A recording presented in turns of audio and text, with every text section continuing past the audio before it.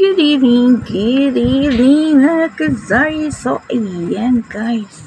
So, hapon nang dumating yung order ko from grocery. So, ayun, as usual, gaya pa rin ng dati is incomplete na naman yung order ko. Maraming wala. Sa bagay, mga kinukuha ko kasi is yung mga promo. So, syempre promo, madaling maubos ang stock ng Pure Gold. So, ayan, ang aking cellphone ay bumababa. So, ayan guys, ayan, flex ko lang sa inyo. And, i-haul ko na rin yung mga dumating na order lang. Konti lang siya. So, worth 800 plus. So, pero sa worth 800 plus, ang laki ng tutubuin natin kasi may mga previous yung mga in-order natin. Syempre, may mga promo. So, gaya nito. Inipit. Merong nakadikit or meron siyang previous na dalawang burst tree. So, magkano yung benta natin ng burst tree? So, 12 ang bentahan ko dito sa lugar namin. So,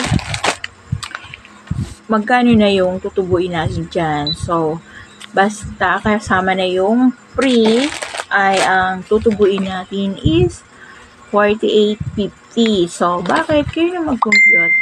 Ayan, nagko-compute ako pag maiksi lang, pag konti lang yung dumarating na order ko. Kasi pag marami mahaba, ay medyo matagal nating mga ano yan. So, yun. And then, ito pa. Silain natin dito sa box. So, and then, ito pa. Yung pancit canton. So, may libre na siyang biggest sardine. So, 140 siya. So, bali, presyo lang ng canton. Pancit canton. So, dito pancit canton, syempre, may additional pa tayo dito. 3% ang, ano ko dito, yung patong ko, stress. So, yan. Then, pag naibenta pa natin yung mega, beta natin 27 or 28, may tubo pa rin. So, magkano ang tutubuin natin sa pancit canton? So, ayan, 57 pesos. Kasama na yung mega sardines pag nabenta natin yan. So, and then, ito, yung Bear Brand 18 plus 1 is 109.90. So, ang benta ko nito is 13. So, meron tayong 33 pesos dito sa isang bundle nito kasi 10 plus 1, so 11 siya. So, meron tayong tubong 33 pesos. And then, ito, yung, ayan, Skyflex. So, may free siyang laki ni beef and chicken. So, ayan, dalawang bundle siya, condensed siya, yung flavor niya. So, meron tayong 52 na tubo, kasama na yung free. So, syempre, bibenta natin yan yung free. And then, ito, naku, 5 lang ang dumating. So, parang regular price din. A 12. So, pero benta ko nito is 15. And then, ito yung Max. So, may libre siyang C2. I think C2 yata. Ayan, C2 ang libre nito. And then, yung isa is Edin. So, meron akong ano nito, yung 6 pieces yung order ko. Coffee ka brown daw po. Sige.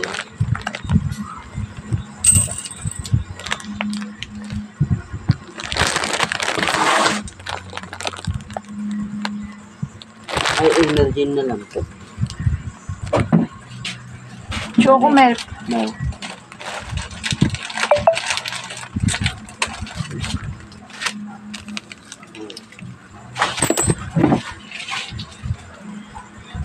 So, ayan. Basta may dito. Hindi ko alam kung ito na yata ang free nito. So, malabo na ang mata. So, and then ito, ang C2 sa Max. I think sa Max. So, ayan. And then, ito, ay hindi, dito yata yung free dyan, yung isang ano. Ayan, yung gray paste. So, magkano yung tutuboy natin, medyo malaki-laki kasi benta ko yan is 4. So, depende yan sa inyo kung magkano yung presyo niyan. Basta ako, 4, ang benta ko yan. So, kasi hindi naman siya masyadong fast-moving. Mangilan-ilan lang yung bumibili niyan. So, kadalasan kasi mga twin pack ang binibili na sa ngayon. So, ayan, reveal ko sa inyo kung magkano ang aking tutubuin dito is 460. And then, yung plus pa yung libreng C2 kasi yung benta ko is 32. Yung cheese whiz is 20. And then, yung sardinas, syempre, benta natin 27 or 28 yun. So, yung total na magiging profit ko dito, so, worth 800 plus, 811 something. So, is 496. So, halos makalahati na ang ating tutubuin. Pero, syempre, hindi naman natin agad makikita yung profit natin. Hindi naman bigla-bigla mauubos yan. So, pero pwede natin yang kunin na. Pero, depende yan. Kasi, pwede po natin yang pag nabenta na, pwede pa natin ibili na naman ng ibang items naman kung anong wala sa atin. Pero, ngayon nakakadismaya, halos marami ang utang. And then, may utang pa ng cash. So, yan, ganun kadaling takbuhan ng tindahan ni Bigan. So, pero nagbabayad naman sila. Kaya lang yung bis na another day, iba-iba yung mamiliki mo na. Pero a week, a month pa silang magbabayad. So, yan. Ganyan talaga. Yan ang may realidad.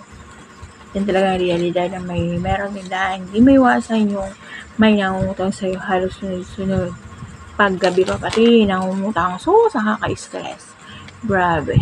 So, sana okay lang, go pa rin. So, hindi naman siguro nawawala. Pero, yung mangungutang, kasi syempre, ramdam naman natin yung kung wala naman talaga, pero minsan merong mga nagpe-pretend na meron naman, pero pag bibili sa ibang tindahan. So, yun, i-share ko lang sa inyo ang ganap ko ngayong Thursday. June 13. So, ayun na guys. Bye. So, go lang ang ating negosyo. Minsan matumal, minsan okay lang, minsan may mga utang, minsan okay lang din. So, bye. See you in my next vlog. Bye-bye. Happy swimming.